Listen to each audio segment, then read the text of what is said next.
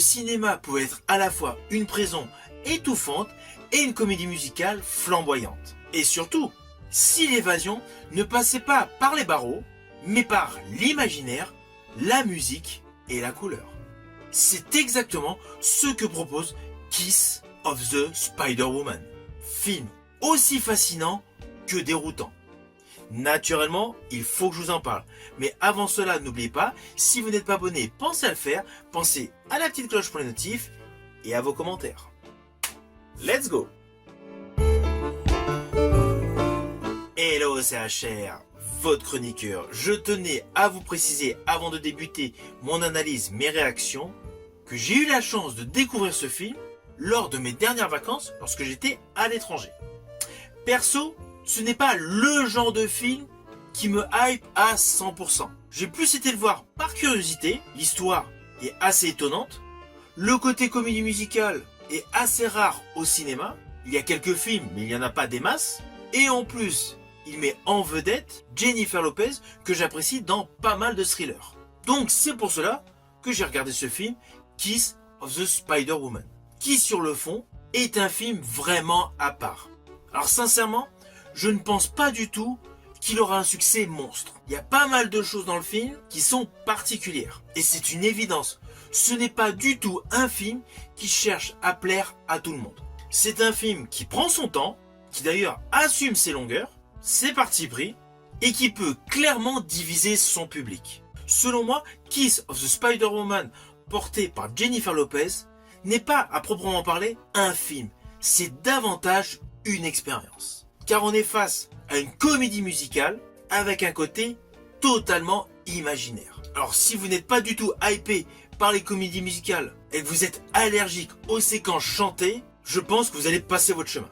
Car dans ce film, il y a pléthore de séquences chantées, il y a des ruptures de ton, alors oui, avec des envolées visuelles, mais ce film risque de vous perturber pleinement. Car ce film n'a rien de singulier. Alors avant de rentrer dans le cœur de ce film, il faut avoir en tête qu'en fait c'est une adaptation. Car Kiss of the Spider-Woman fut dans un premier temps un roman, puis devenu une pièce de théâtre, une comédie musicale sur scène, avant d'être aujourd'hui un film musical. Par contre, dans la catégorie des films musicaux, celui-ci a une structure étrange. Le mélange constant de réalité brute et de stylisation totale est perturbant. Alors oui, le réalisateur Bill Condon n'est pas à son coup d'essai.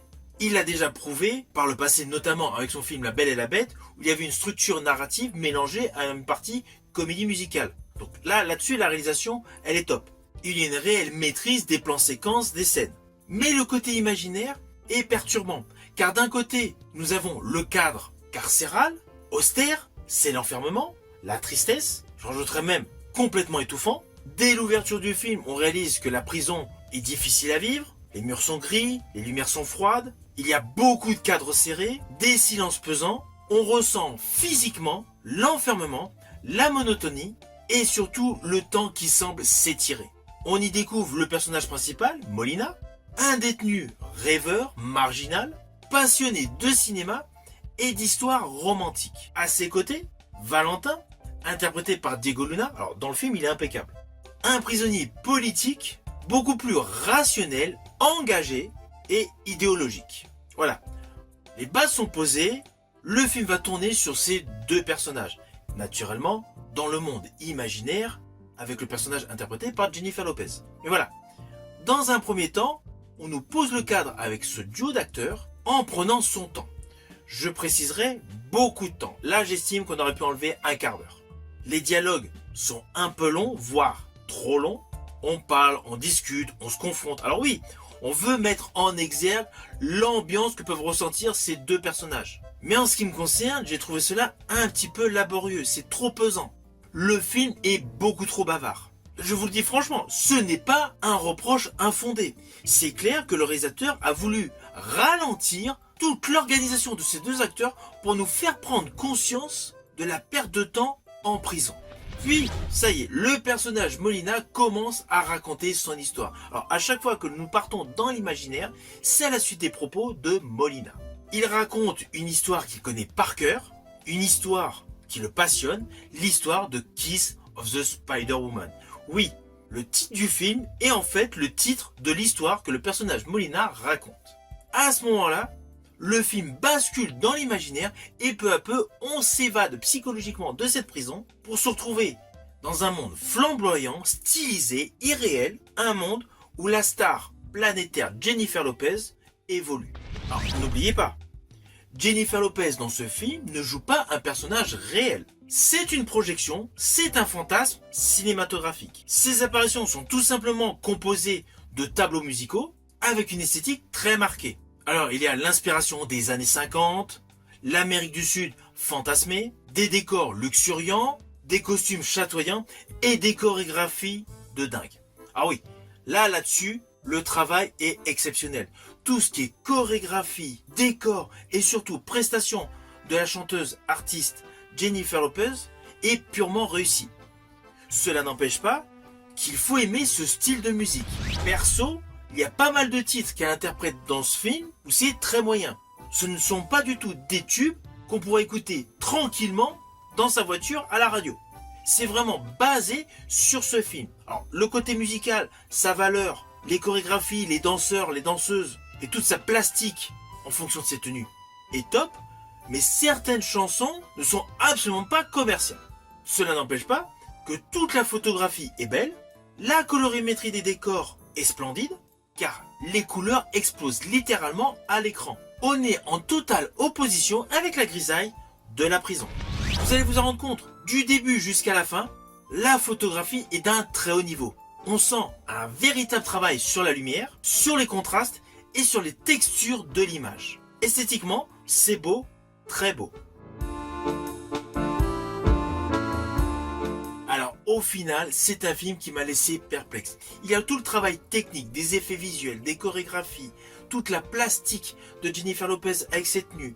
Voilà, son interprétation des tubes qui se veulent ancrer dans cette époque, c'est parfaitement maîtrisé. Le contraste avec l'univers carcéral, c'est bien effectué. Mais ce film, en dehors de tout le côté technique qui est selon moi une véritable réussite, la mise en scène a perdu du temps sur des longueurs inappropriées. Le côté musical est beaucoup trop dense, j'aurais aimé davantage de passages avec des dialogues classiques, et l'histoire a des fondements assez compliqués. L'émancipation d'un bonhomme, le côté politique rude de l'autre, voilà, ce contraste au cœur d'un film, c'est bien écrit, c'est légitime, mais de là à permettre au film un véritable succès, je reste perplexe. L'histoire est certes positive, mais elle est véritablement attachée à la culture de l'Amérique du Sud. Sur le continent européen, il y a pas mal de détails dans ce film qui vont passer au-dessus des spectateurs. Il faut vraiment être ancré dans la culture de l'Amérique du Sud pour tout saisir. Et surtout, de comprendre la volonté du réalisateur de mettre certains points en avant. Si vous avez l'occasion de voir ce film, n'hésitez surtout pas à me mettre en commentaire ce que vous en pensez. Peut-être qu'il y a des détails que j'ai loupés. Ce n'est pas un film qui m'a plu, en termes d'histoire, en termes de narration totale. C'est un film que j'ai simplement trouvé agréable sur le plan technique. Surtout sur le monde imaginaire porté par Jennifer Lopez. Je vous dis à bientôt pour une prochaine vidéo.